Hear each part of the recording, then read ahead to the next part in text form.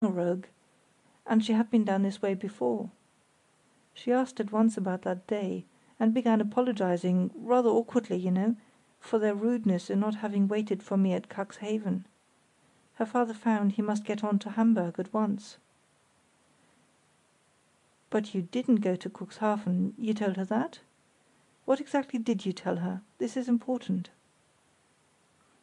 I was in a fearful fix, not knowing what he had told her. So I said something vague, and then she asked the very question von Brüning did. Wasn't there a schrecklich sea round the Scharhorn?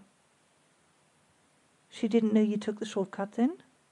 No, he hadn't dared to tell her. She knew that they took it.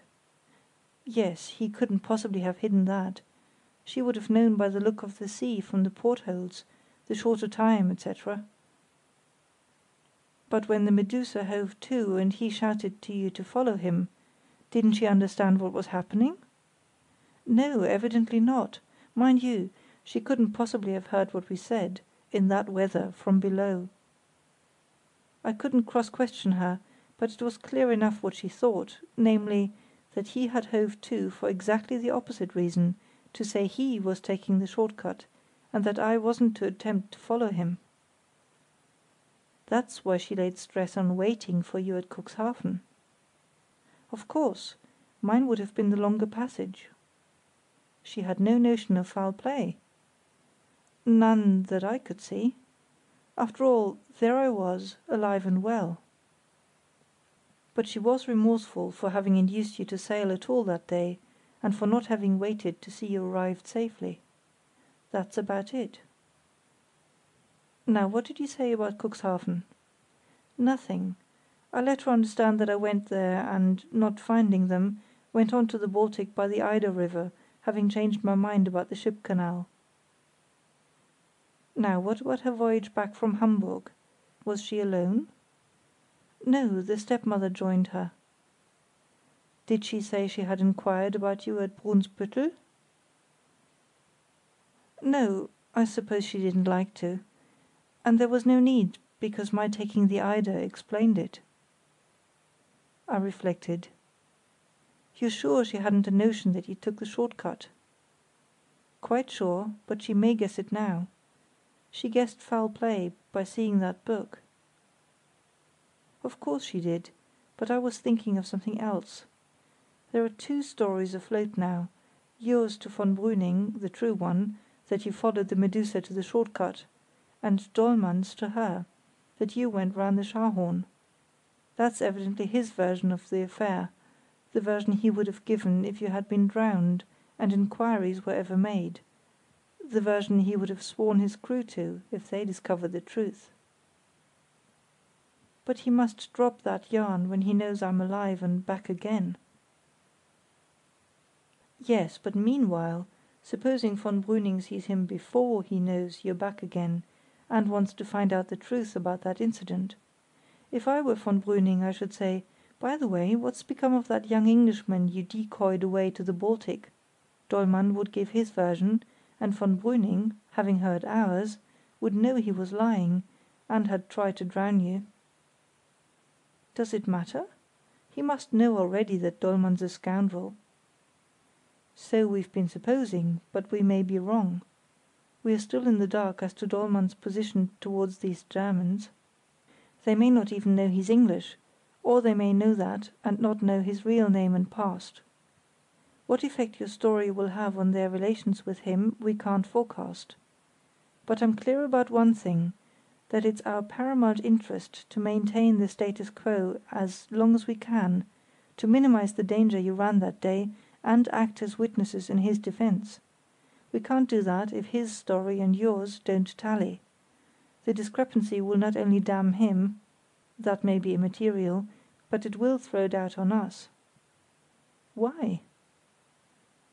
Because if the short cut was so dangerous that he dared not own to having led you to it, it was dangerous enough to make you suspect foul play, the very supposition we want to avoid. We want to be thought mere travellers, with no scores to wipe out, and no secrets to pry after. Well, what do you propose? Hitherto, I believe, we stand fairly well. Let's assume we hoodwinked von Brüning at Bensersiel, and base our policy on that assumption. It follows that we must show Dollmann at the earliest possible moment that you have come back, and give him time to revise his tactics before he commits himself. Now, but she'll tell him we're back, interrupted Davies. I don't think so. We've just agreed to keep this afternoon's episode a secret. She expects never to see us again. Now he comes tomorrow by the morning boat, she said. What did that mean? Boat from where? I know. From Norddeich to the mainland opposite. There's a railway there from Norden, and a steam ferry crosses to the island. At what time? Your Bradshaw will tell us. Here it is. Winter service, 8:30 a.m., due at 9:05. Let's get away at once. We had a tussle with the tide at first, but once over the watershed the channel improved, and the haze lightened gradually. A lighthouse appeared among the sand dunes on the island shore, and before darkness fell we dimly saw the spires and roofs of a town, and two long black piers stretching out southwards. We were scarcely a mile away when we lost our wind altogether, and had to anchor. Determined to reach our destination that night, we waited till the ebb stream made, and then towed the yacht with the dinghy. In the course of this a fog dropped on us suddenly, just as it had yesterday. I was towing at the time, and, of course, stopped short, but Davies shouted to me from the tiller to go on, that he could manage with the lead and compass.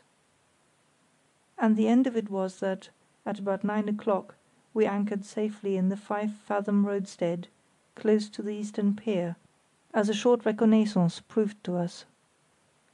It had been a little masterpiece of adroit seamanship. There was utter stillness till our chain rattled down, when a muffled shout came from the direction of the pier, and soon we heard a boat groping out to us. It was a polite but sleepy port officer, who asked in a perfunctory way for our particulars, and when he heard them, remembered the Dulcibella's previous visit. "Where are you bound to?" he asked. "England, sooner or later," said Davies. The man laughed derisively. "Not this year," he said. "There will be fogs for another week. It is always so. And then storms. Better leave your yawl here. Dues will be only 6d. a month for you." "I'll think about it," said Davies. "Good night." The man vanished like a ghost in the thick night. "Is the post office open?" I called after him. "No, 8 tomorrow," came back out of the fog. We were too excited to sup in comfort, or sleep in peace, or do anything but plan and speculate. Never till this night had we talked with absolute mutual confidence, for Davies broke down the last barriers of reserve, and let me see his whole mind. He loved this girl, and he loved his country, two simple passions which for the time absorbed his whole moral capacity. There was no room left for casuistry. To weigh one passion against the other, with the discordant voices of honour and expediency dinning in his ears, had too long involved him in fruitless torture. Both were right, neither could be surrendered. If the facts showed them irreconcilable, tant pis pour les faits. A way must be found to satisfy both or neither. I should have been a spiritless dog if I had not risen to his mood. But in truth, his cutting of the knot was at this juncture exactly what appealed to me. I too was tired of vicarious casuistry, and the fascination of our enterprise, intensified by the discovery of that afternoon, had never been so strong in me. Not to be insincere, I cannot pretend that I viewed the situation with his single mind. My philosophy when I left London was of a very worldly sort, and no one can change his temperament in 3 weeks.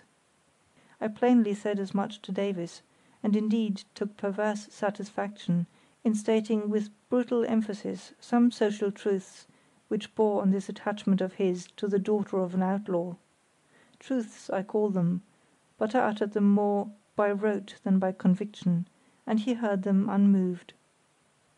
and meanwhile I snatched recklessly at his